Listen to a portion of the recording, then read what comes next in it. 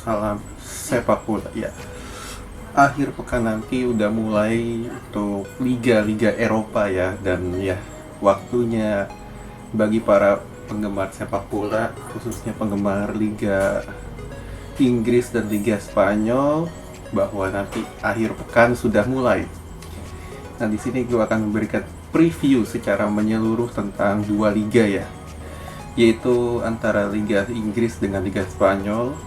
Dan yang cukup menarik, kita bahas dulu dari Liga Spanyol. Nah, dari Liga Spanyol ini kan tahun ini ya, khususnya nih dua tim besarnya yaitu Real Madrid dan Barcelona lagi mengencangkan ikat pinggangnya di bursa transfer. Ya, kita bisa melihat bahwa Barcelona nggak terlalu banyak mendatangkan pemain dengan harga yang fantastis seperti yang mereka lakukan 2-3 musim terakhir. Dan di musim ini mereka lebih banyak mendatangkan pemain-pemain gratisan. Ya, kita tahu mereka datangin Aguero, Depay, Eric Garcia yang notabene, terutama Depay dan Eric Garcia ini yang diproyeksikan akan menjadi tulang punggung bagi Barcelona. Nah, cuman eksodus dari Barkanya adalah mereka kehilangan mega bintangnya yaitu Lionel Messi, dan sekaligus ya kehilangan setengah dari agresivitas gol Barca lah untuk musim lalu ya.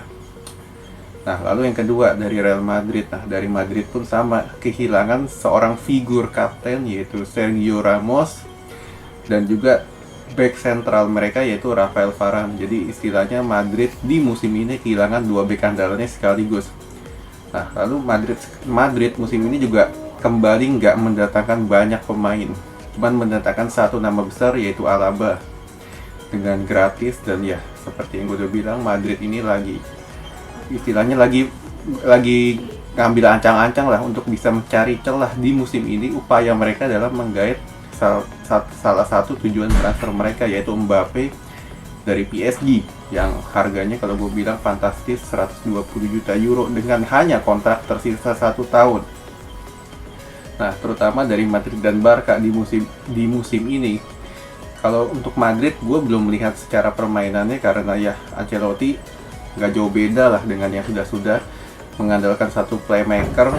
Dan ya kembali lagi gue bilang Madrid akan bermain seperti ya gitu-gitu aja, nggak ada perkembangan karena Ancelotti ini kembali ke Madrid dan ya kurang lebih sistemnya akan sama, mengandalkan satu orang playmaker. Nah, sedangkan dari Barca kalau gue melihat di bawah asuhan Koeman di ajang pramusim ya, Barca ini sekarang nggak hanya mengandalkan satu pemain tapi mengandalkan 10 pemain di luar kiper. Jadi istilahnya nggak ada yang sefenomenal itulah seperti Messi kan. Messi kalau misalkan Messi pegang bola orang langsung ngerubungin. Nah, sekarang Barca ini bermain lebih kolektif as a team.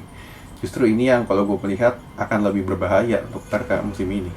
Nah, untuk Atletico nggak banyak perubahan dan nggak banyak mendatangkan pemain juga. Dan kalau gue melihat di bursa transfer hampir nggak mendatangkan pemain dengan nama besar untuk Atletico. Nah, lalu kita bahas dari Liga Inggris. Liga Inggris ini cukup menarik ya, di mana City mendatangkan Grealish dengan harga 117 juta pound ke euro. Sancho didatangkan oleh United dengan harga 75 juta pound. Lalu Chelsea mengembalikan Romelu Lukaku dengan harga 115 juta euro. Ditambah Liverpool mendatangkan seorang bek Ibrahima Konate dari Sevilla, yaitu sebagai pendamping dari Virgil van Dijk lah istilahnya, karena Konate ini kuat dan juga punya kecepatan yang cukup bagus lah ketika dia masih berseragam Sevilla, dengan harga yang kalau gue bilang cukup kacang goreng juga untuk back sekelas itu dengan 35 juta euro. Untuk Spurs ini kalau gue melihat dari total Big Six ya, Spurs ini dengan manajer baru Nuno Espirito Santo dan juga gak banyak perubahan juga untuk Spurs karena ya mereka lebih fokus untuk mempertahankan Harry Kane ya, yang konon katanya diincar oleh banyak klub. Untuk Arsenal ya mendatangkan back seharga overrated Ben White yang kalau gue lihat ya kualitasnya ya gak sesuai harganya, 50 juta pound. Pemain kalau gue lihat dari segi permainan, Ben White ini mainnya nggak jauh beda ke Chilwell. Jadi kalau gue bilang lu dihargai 50 juta pound ya, kalau gue bilang ya ini sangat-sangat overrated. Cuman kalau misalkan kita lihat recap untuk semusim kedepannya, persaingan nggak jauh beda. Dua Manchester akan kembali bersaing ditambah oleh Chelsea. Nah, Chelsea di bawah asuhan Tuchel ini kan, kalau musim lalu kita melihat Chelsea ini kekurangan daya gedor, istilahnya striker yang kuat pegang bola. Werner kita tahu sendiri mainnya katrolnya kayak apa. Nah, di musim ini mereka mendatangkan Lukaku. Cuman Lukaku ini didatangkan Chelsea, kita tarik juga ke belakangnya. Lukaku ini nggak pernah berhasil ketika dia ini memperkuat tim yang dominan kuat pegang bola. Kita lihat dia memperkuat MU, apakah bagus? Enggak juga kan. Lalu Chelsea di musim di bawah asuhan pertamanya juga pun masih di bawah-bawah bayang-bayangnya di Didier Drogba dan Diego Costa ketika itu. Jadi kalau gue melihat ya, Lukaku sama Werner ini nggak jauh beda. Cuman kalau misalkan Tuchel bisa menduetkan Werner dengan Lukaku, di mana Werner ini mengambil peran sebagai Lautaro-nya di Chelsea, Lukaku akan bisa jadi senjata yang berbahaya. Lalu dari MU kembali mengumpulkan seorang sayap, dan Sancho ini bisa bermain di dua, bisa di sayap kiri dan sayap kanan. Dan ya, kalau gue bilang MU ini udah terlalu banyak sayap istilahnya. Mereka punya Greenwood, mereka punya Rashford, dan kalau ibarat lu nggak mungkin mendudukan seorang Jadon Sancho harga 75 juta euro di bangku cadangan kan. Jadi kalau gue bilang MU ini yang dibutuhkan, dan juga Varane baru datang juga oleh United dengan harga 70 juta euro. Dan ya, Varane ini kalau gue bilang, kita tahu lah betapa katroknya Varane kalau misalkan dia nggak main dengan Ramos. Istilahnya Varane ini mainnya banyak blunder. Karena apa? Karena dia ini sangat butuh pendamping. Nah, di sini gue melihat bahwa ya, kalau MU mendekat Maguire dengan Varane, nggak yakin nyetel juga. Karena apa ya? Kembali lagi kita lihat, Maguire pun juga sering salah ngambil keputusan.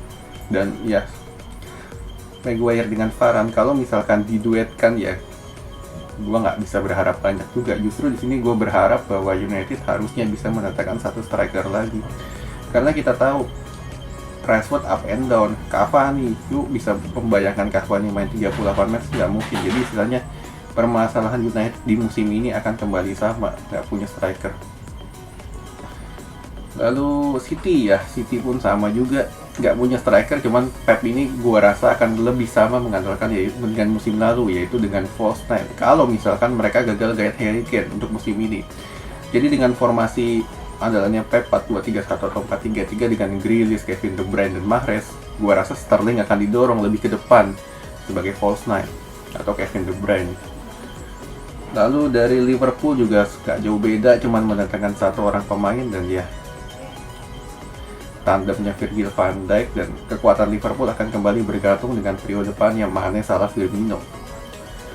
Lalu dari Arsenal dan Tottenham ya, kembali lagi gue bilang nggak jauh-jauh lah kedua tim itu, karena Arsenal di bawahan asuhan Arteta nggak banyak mendatangkan pemain juga, karena Arsenal ini yang dibutuhkan sekarang adalah seorang striker yang haus gol dengan minimal cetak 20 gol. Yang terakhir mereka miliki adalah dengan sosok Thierry Henry. Oke, sekian dulu.